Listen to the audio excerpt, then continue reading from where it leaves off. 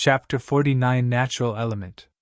For a few minutes, Sunny simply lay on the ground, letting the rain hit his face. From time to time, a bolt of lightning arced through the skies, drowning everything in blinding light. Other than that, it was almost completely dark. If not for his attribute, he would have had trouble discerning the shapes of Nephi and Cassie, who were resting nearby. After some time, however, a feeling of uneasiness entered his mind. Something was off. Sunny scowled, trying to understand where that feeling was coming from. Finally, he realized that it was his shadow. It was trying to draw his attention to something. "Please let me rest. I just want to rest." He was too tired to do anything. Both his body and mind were exhausted. However, the shadow was very persistent. It remained adamant. In the end, Sunny moaned and rolled over on his stomach, then slowly stood up. Nephi turned her head and looked at him. "What is it?" he grimaced. "I don't know yet. Something feels wrong." Cassie shivered and got closer to Neph. Following his shadow's warning, Sunny looked around, trying to find any sign of danger in their surroundings. Even with his vision, he couldn't see anything out of place. The upper part of the cliffs was well above the stormy sea, forming a small island. Its surface was rugged and uneven, with several protruding ridges breaking the line of sight. There was a large space between their group and the nearest ridge. That space was littered, seemingly at random, with piles of dirt and tall boulders. Nephi got up and summoned her sword. "Do you see anything?" Sunny frowned. "Not really." At that moment, another lightning flashed, briefly illuminating the small island. His eyes widened. The tall boulders surrounding them were massive and irregularly shaped. They were black in color and motionless. That's why Sunny had not recognized them for what they were at first glance. All around them, scavengers were silently lying on the ground. Sunny froze, suddenly consumed by terror. The hairs on the back of his neck bristled and stood up on ends. 1, 2, 3. He lost count because of panic and gritted his teeth. 7, no, 8 of them. It seemed the 3 humans were not the only ones who thought of taking shelter from the dark sea on these cliffs. He trembled. These cliffs were a death trap. Noticing something on his face, Nephi tensed. "Sunny?" He slowly turned his head to her and whispered. "Don't speak. Don't move. Just stay where you are." She followed his instructions without asking for the reason. However, a silent question appeared on her face. Cassie did the same. Sunny closed his eyes and breathed in, trying to calm his panicking mind down. There were no hopeless situations. Every problem had a solution. He just had to think of one. The scavengers did not attack yet. Maybe they were asleep or patiently waiting out the storm, trying not to move in fear of attracting more terrifying monsters. Maybe they simply did not notice the humans. After all, it was unknown how well these creatures could see. Were they able to see in the dark? Probably not, or at least not as well as he could. There was still hope. Sunny opened his eyes and looked at the small island again. But this time, his perspective was different. He saw the deep darkness, the clamor of the storm that drowned out most of the sounds, the large distance between the scavenger. This was his territory. It was perfectly suited for a murderous shadow. Didn't he dream of becoming a silent assassin? Well, here was his chance. He just had to execute each step perfectly, crawl through the darkness, strike without alerting the enemy, kill each of them with one precise blow. Rinse and repeat. He already knew their strengths and weaknesses. All that was left was to put that knowledge to practice. And even if he makes a mistake, there were other means to fall back onto. Echo and Nephi could do their part if he were to land himself in danger. Yes, that could work. It had to. Sunny looked at Changing Star and Cassie. "I'll take care of this." Before they could react, he seemed to dissolve into the shadows. Under the cover of darkness, Sunny sneaked forward. His steps were soft and measured, his breathing controlled. He quickly determined the optimal order of attack to minimize the chance of being discovered and proceeded to the first target, a hulking scavenger that was the furthest away from the pack. Hidden in the shadows, Sonny suddenly felt calm and focused. He felt as though he was finally in his natural element. As the looming silhouette of the scavenger approached, he slowed down and circled around his target. The monster did not move, oblivious to the lurking threat that was drawing closer with each second. Sonny held his breath and prepared to attack. He only had one chance. Do it right! With that thought, he silently lunged forward. One step, two. Sonny jumped and easily landed on the monster's carapace. The azure blade was already in his hand, its steel dark. A moment later, it plunged into the weak point on the scavenger's back, piercing the chitin and destroying its brain. The quiet crack of the breaking carapace was quickly washed away by the rain. It was done. Sonny felt a sense of triumph appear in his heart, and quickly suppressed it. This wasn't the right time to celebrate. 7 targets were still waiting for him in the darkness. He retrieved his sword and jumped down from the scavenger's corpse. Then, Sonny frowned. Why was the spell silent? It didn't announce his kill, nor the absorption of the shadow fragments. Feeling his skin crawl, Sonny turned around and looked at the scavenger.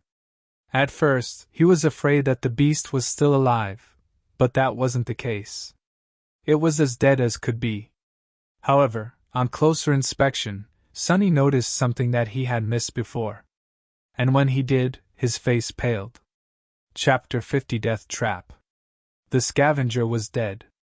However, it wasn't Sonny's blade that killed it. While circling the target, he was focused on staying unnoticed and not alerting the enemy to his presence before reaching the optimal position for an attack.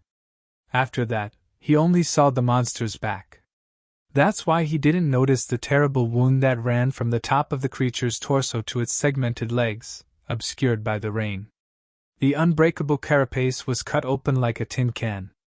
The scavenger's flesh and mangled organs could be easily seen through the large gap, oozing azure blood. It streamed down only to be washed away by the storm. Sonny gulped.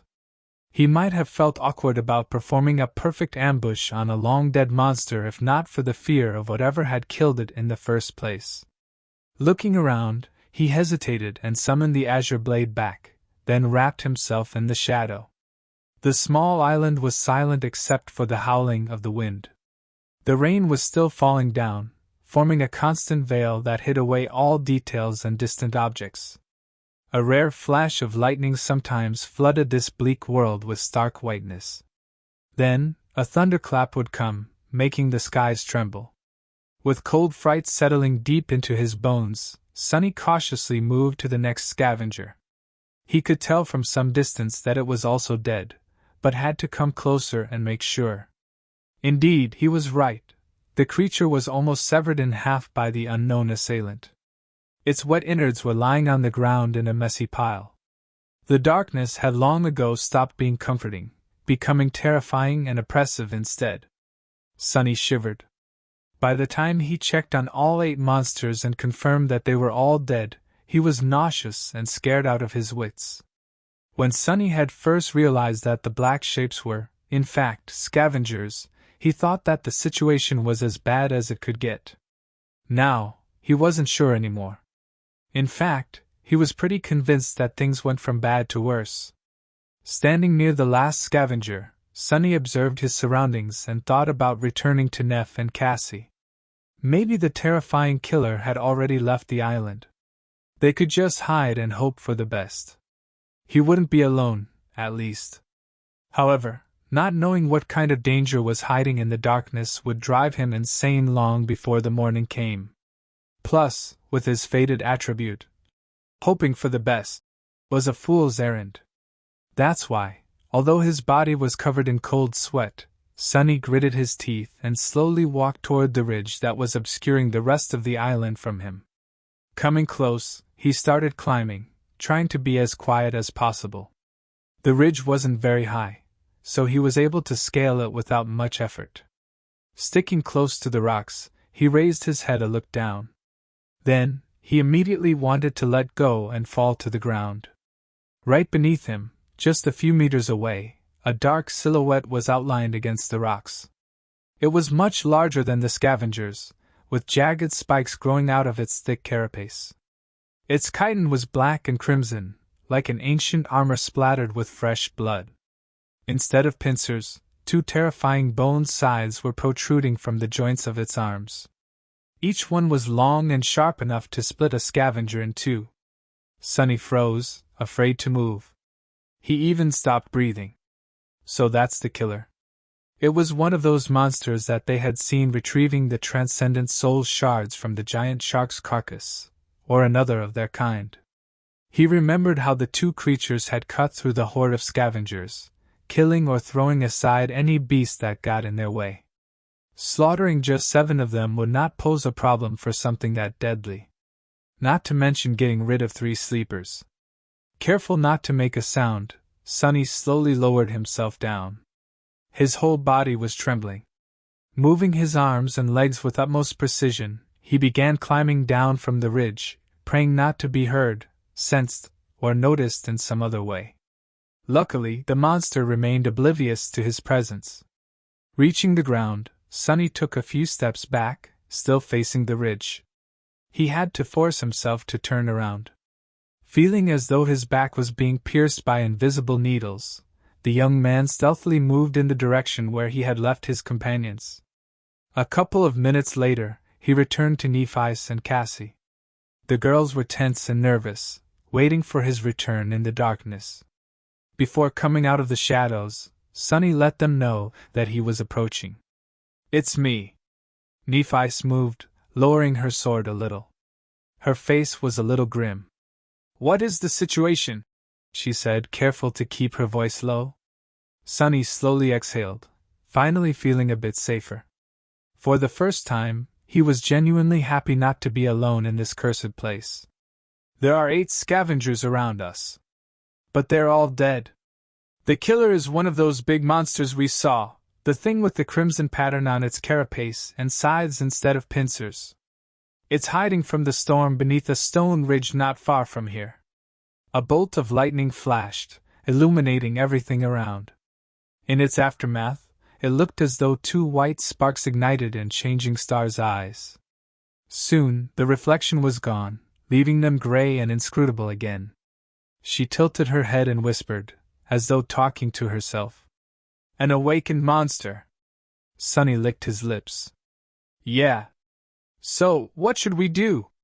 Nephi thought for a while, leaning on her sword. Then, she looked at him and said, "Kill it." Sonny stared at her, lost for words. Finally, he collected himself and said the first thing that came to his mind. "Are you nuts?" The idea of fighting that thing was pretty ridiculous, if not completely insane. Realizing that his words might have sounded a bit rude, he cleared his throat and added, "I mean, have you thought this through? How are we supposed to kill that monstrosity?" Nephi slowly inhaled. "It's not a question of thinking things through. We simply have no choice." She glanced at Cassie, who was listening to them with a pale face, and explained, "We can't leave the cliffs before morning, and neither can the monster. However, once the sun rises, it will easily see us and attack. Then, our only advantage, the element of surprise, will be gone. If we have to fight it anyway, it's better to be the ones initiating the fight." Changing Star looked around and added, "It's not completely dark yet. Although barely, I can still see. Once the night comes, this won't be the case. So we will have to attack it first, and do it soon." Sonny shook his head. "This still doesn't explain how we are going to kill it. That thing just dispatched 8 scavengers like it was nothing. We are not its opponents. We don't even know its weaknesses." Nephi frowned. After a short pause, she said, "It's just an awakened monster." Sonny couldn't help but stare at her in disbelief. "What do you mean? Just an awakened monster?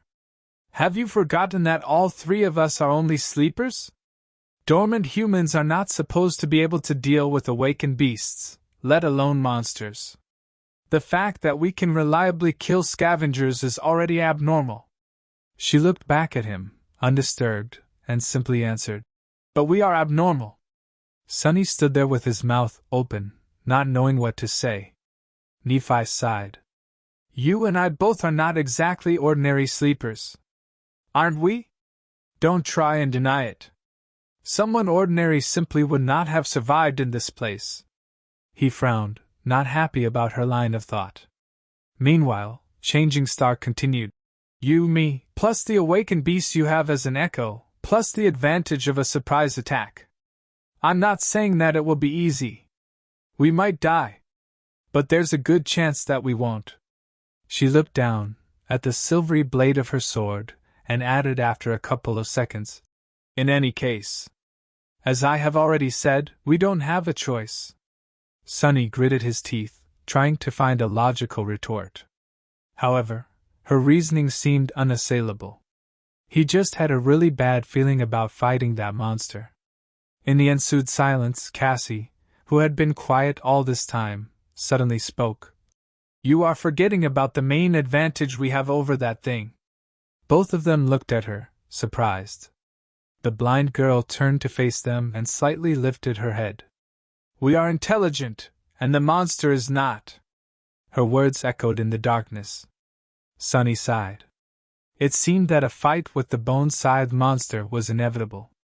Some time later, he was standing in the darkness, looking at the terrifying creature in front of him. His expression was grim and somber. Tightly gripping the azure blade, Sonny slowly inhaled. The ominous feeling he had before was still there, now stronger than ever. "I don't like this." With this thought, he exhaled and raised his hand. Chapter 51 Carapace Centurion. Monsters did possess some rudimentary intelligence, however, they could not compare to humans. At their core, they were still predators who acted mostly on instinct. Their cunning was beastly in nature, and was not that hard to overcome. That gave the three sleepers a chance to leverage their advantage. After finalizing the plan, they made some preparations. While Changing Star was getting ready, Sonny had retrieved the soul shards from the 8 dead scavengers. After delivering them to the silver-haired girl, he watched as she brought them to her chest and crushed them in her fist one after another, absorbing the essence of each shard into her soul core. After a few minutes, when the changes caused by the absorption were over, Nephi opened her eyes and slowly inhaled. To a sleeper, consuming the shards of 8 awakened beasts was equivalent to slaying 16 dormant creatures. While not tremendous, it was still a significant boost in physical ability. Her body had become stronger, faster, enhanced in every way. They were going to need every bit of that strength to survive. Because of how attuned Nephi was to her physicality, getting accustomed to her new limits did not take long. Very soon, she looked at him and asked, "Are you ready?" Sonny's side glanced at his shadow, hoping to get some moral support. The shadow pretended to not notice and ignored him. "Disloyal bastard. As ready as I'll ever be." Nephi nodded and turned to Cassie. There was nothing really to say. They had already discussed everything there was to discuss, and empty words could not make the blind girl worry any less. Come to think of it, Sonny wouldn't have wanted to trade places with her, even though out of the 3 of them she was the only one who didn't have to risk her life in combat. Facing the enemy, no matter how terrifying, was better than waiting powerlessly for the outcome, knowing that there's nothing you can do to change it. From that point of view, he was actually the lucky one. Cassie tried to put on a brave face. She turned to Nephi and forced a smile. "Go and kill that thing. Maybe you'll finally get something decent to wear and stop making me feel so guilty." A corner of Changing Star's lip curled up. "Okay." After that, she turned to Sonny and returned to her usual serious self. "Let's go." A few minutes later, he was standing on top of the rocky ridge, looking down at the deadly monster. The shadow was wrapped around his body, enhancing Sonny's physical abilities. Their plan was pretty solid and had a high chance of working. However, he still couldn't get rid of the ominous feeling that this was not going to end well.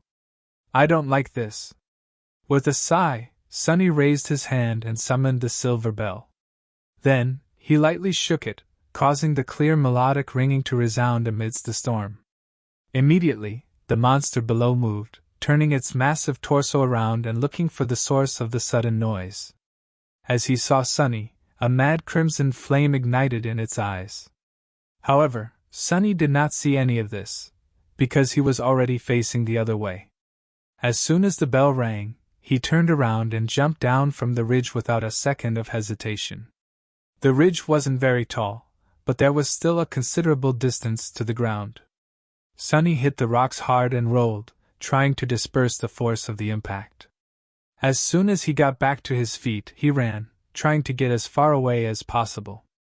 A moment later, the ridge exploded behind his back.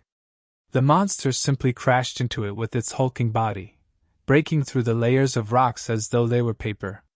Simultaneously, there was a flash of lightning and a thunderclap, drowning the loud rumble of the falling debris. The creature locked on to retreating Sonny and lunged forward, trying to pierce his body with one of its scythes. Shards of rock were flowing like a torrent from its spiked carapace. Luckily, Sonny was already far enough.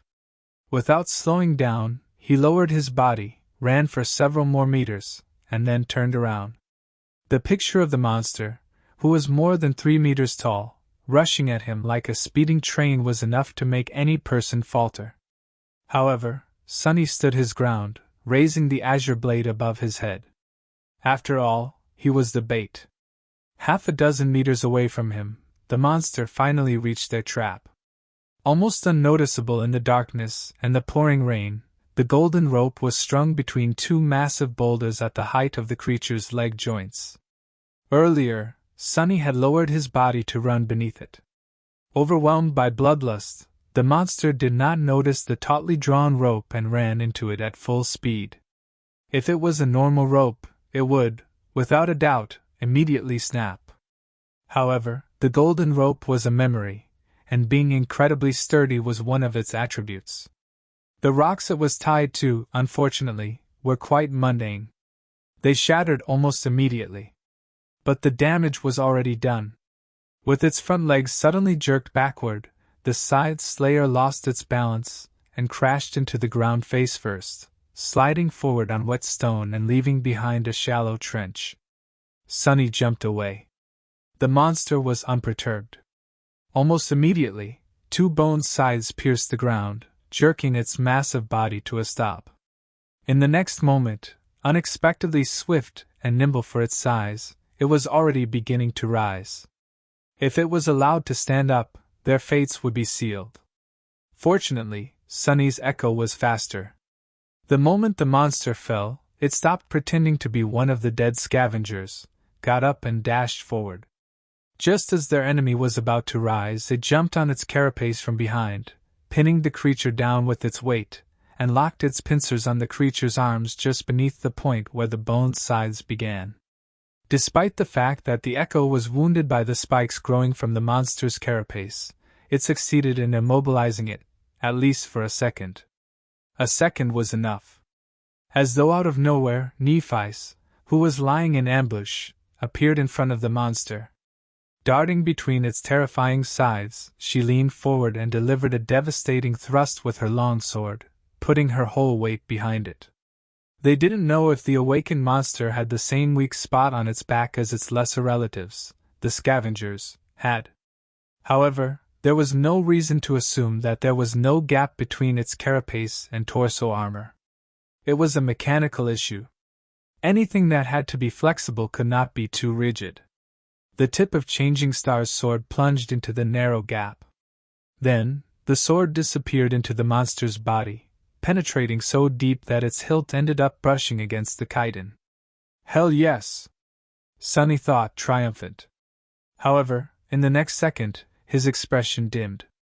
Because the creature didn't even seem to notice the wound that was supposed to be, if not fatal, then at least heavily debilitating.